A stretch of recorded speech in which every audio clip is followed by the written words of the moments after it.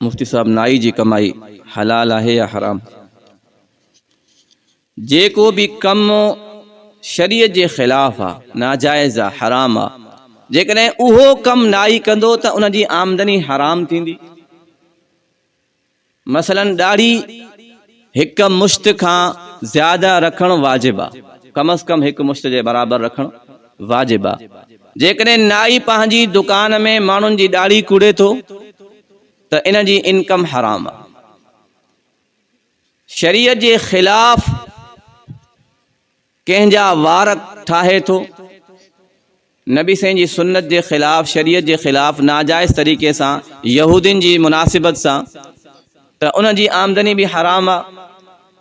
शरीयत में हे भिरवा कटण नाजायज़ आ, या इन्हनि खे बारीक करण, इंतहाई बारीक करण बिला ज़रूरत, यो गुनाह हुआ। जेकॾहिं को नाई पंहिंजी दुकान में माण्हुनि जूं भिरवा ठाहे थो, उनखे बारीक करे थो, त इन एतबार से भी उन जी आमदनी हराम थींदी। बाक़ी जेको आम तौर वार कटाया वेंदा आहिनि, इहे शरीयत में जाइज़ आहिनि।